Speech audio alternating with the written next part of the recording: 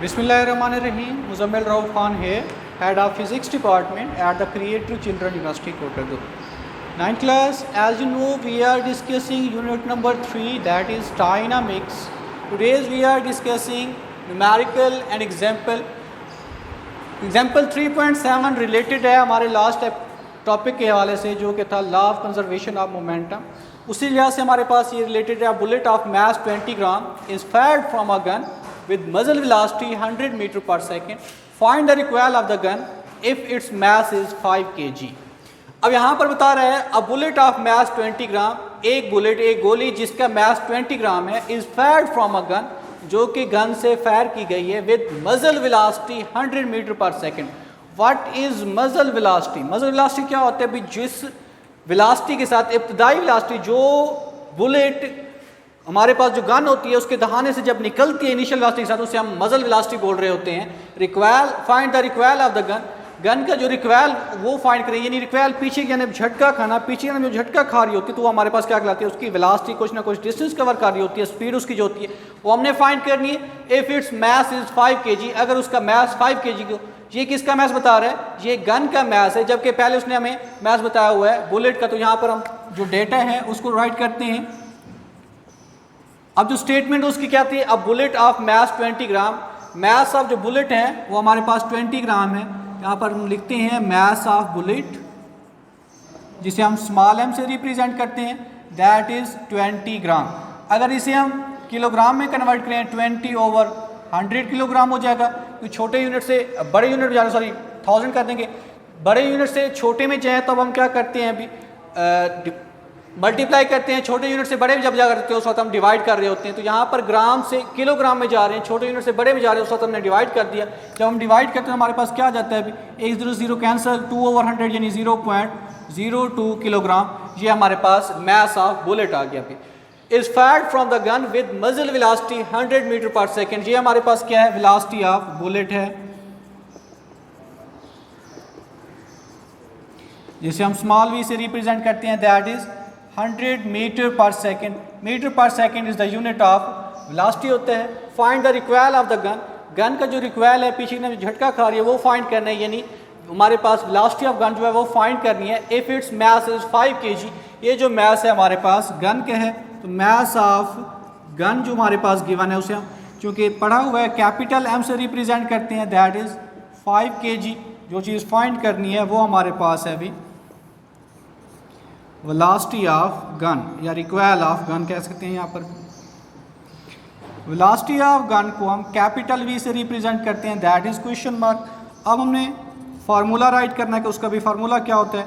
हमने जो gun and bullet वाली एग्जांपल देखी थी वहाँ पर हमने फार्मूला ड्राइव किया था. Capital V is equal to minus small M we over capital M. ये हमारे पास रिक्वायल ऑफ गन है. ये एम भी मोमेंटम हमारे पास आया था कि इसका भी बुलेट का. एम से मुराद मैस ऑफ बुलेट है, वी से मुराद वेलोसिटी ऑफ बुलेट है, कैपिटल एम से मुराद मैस ऑफ गन है. अगर उसकी कैलकुलेशन देखते हैं, अभी वी नो दैट उसमें सबसे पहले उसका हमारे पास जो फार्मूला है वही हमने राइट करना है, यानी capital V is equal to minus small M we over capital M. अब इनकी वैल्यूज पुट करते हैं. अभी माइनस स्मॉल, सॉरी माइनस यहाँ पर माइनस वैसे एम की जगह पर 0.02, आगे हमारे पास वेलोसिटी है उसकी जगह पर 100, कैपिटल एम वो हमारे पास 5 है, वैसे का वैसे. v is equal to minus 0.02 इशारा ख़त्म करें तो 2/100 हो जाएगा. अभी इंटू 100 ओवर 5 वैसे का वैसे. 100 से 100 cancel, v is equal to minus 2/5. इसे हम डिवाइड करते हैं तो हमारे पास क्या हो जाता है? Minus 0.4 metre per second. Minus का साइन इंडिकेट कर रहा है कि दोनों की डायरेक्शन जो है वो अपोजिट है, यानी जो हमारे पास बुलेट फायर की जाती है गन में से जब फायर होती है तो वो क्या होती है? अभी आगे जानब जाती है. अब जो रिक्वायल होता है वो पीछे की जानब होता है. ये Newton's third law of motion को यहाँ पर वैलिड कर रहा है कि to every action there is always an action, sorry there is always an, to every action there is always equal but opposite reaction, यानी दो बराबर लेकिन मुखालिफ सिमत में उसका रिएक्शन हो रहा होता है। ये जो हमारे पास गन होती है वो पीछे जनब रिक्वायल करती है, लेकिन जो हमारे पास बुलेट होती है वो आगे जनब जा रही होती है। तो ये नेगेटिव का साइन इसी चीज़ को इंडिकेट कर रहा होता है। मीटर पर सेकंड क्यों लिया? क्योंकि वेलोसिटी की यूनिट हमारे पास क्या होता है? मीटर पर सेकंड। उसके बाद है न्यूमेरिकल 3.5। न्यूमेरिकल 3.5 जो आप लोगों की इंसिस्ट भी थी, ये हमें समझाना है, मैं नहीं समझा रहा था, उसकी लॉजिक यही थी, उससे रिलेटेड न्यूमेरिकल नहीं आ रहा था।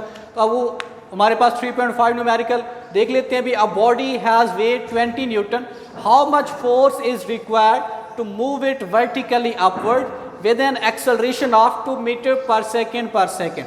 अ बॉडी हैज़ वेट 20 न्यूटन, एक जिस्म जिसका वेट 20 न्यूटन है, how much force is required, कितनी फोर्स की ज़रूरत है, to move it vertically upward, उसको अमूदन ऊपर की जानिब उठाने के लिए, with an acceleration of 2 metre per second 2 metre per second के एक्सेलरेशन के साथ। अब यहाँ पर उसका जो डेटा गिवन है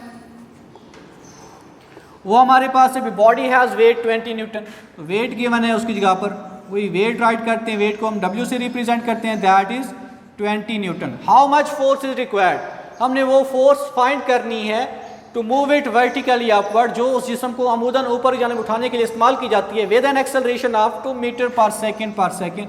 जो गिवन हमारे पास है वो एक्सेलरेशन है, तो acceleration small a is equal to 2 metre per second. एक चीज़ और से सुन लीजिए, जो चीज़ फाइंड करनी है वो टू फाइंड में ही लिखनी है। सबसे पहले हमने अपना डेटा जो है वो कंप्लीट करना है, जैसे डेटा कंप्लीट होगा उसके बाद हमने जो चीज़ फाइंड करनी है वो राइट करनी है। तो हमने जो चीज़ फाइंड करनी है उसने बताया हुआ है, टू फाइंड में चलते हैं। अभी क्या चीज़ फाइंड करनी है वो देखते हैं।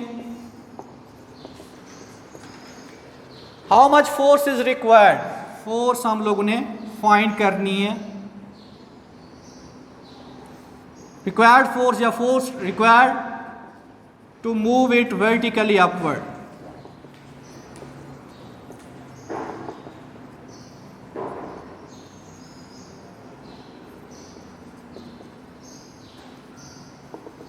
F is equal to question mark, यानी वो फोर्स फाइंड करनी है जो उसे अमूदन ऊपर जाने उठाने के लिए इस्तेमाल की जाती है।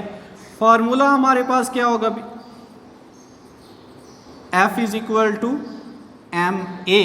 दूसरा फार्मूला हमारे पास क्या होगा अभी, जो फोर्स रिक्वायर्ड है वो हमारे पास, उसको भी देख लेंगे हमारे पास उसकी जो कैलकुलेशन वो देखते हैं अभी। वी नो दैट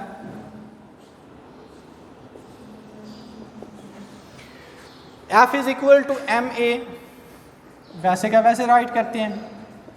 F हमने फाइंड करना है, M हमारे पास नहीं है। M फाइंड करने के लिए हमें क्या करना पड़ेगा अभी, वेट जो है उसका सारा लेना पड़ेगा, यानी W is equal to mg हम लेते हैं। W हमारे पास गिवन है 20, उसकी जगह पर 20 वैसे का वैसे। M हम लोगों ने फाइंड करना है, ग्रेविटेशनल एक्सीलरेशन की वैल्यू 10 मीटर पर सेकेंड होती है, जो हमें पता है। तो यहाँ पर आप एज अ हिंट लिखेंगे, इसे हिंट बोलते हैं, 10 मीटर पर सेकेंड।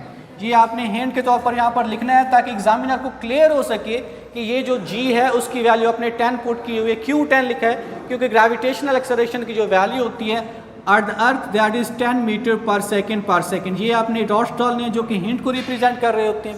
अब हम देखते हैं कि m फाइंड करना है, 10 यहाँ पर मल्टीप्लाई तरह के डिवाइड हो जाएगा अभी, 20/10 इज इक्वल टू mk, या m is equal to 2 kg। Maths की यूनिट चूँकि किलोग्राम होता है। अब मैथ्स हमारे पास आ गया, हमने उसी फार्मूले के अंदर उसकी वैल्यूज पुट करनी है। फोर्स चूँकि फाइंड करनी है, F वैसे का वैसे, M की जगह पर 2 आगे जो हमने फाइंड किया एक्सेलरेशन ऑटोमेटिकली 2 के इक्वल है, तो यहाँ पर उसकी जगह पर 2 ले लिया। F इज इक्वल 2 = 4 न्यूटन, ये 4 न्यूटन आ गया। अब हमने जो फाइंड करना था force required to move it vertically upward, ऊपर की जाने उठाने के लिए जो फोर्स फाइंड करनी है, तो हम क्या लिखेंगे, force required to move it vertically upward,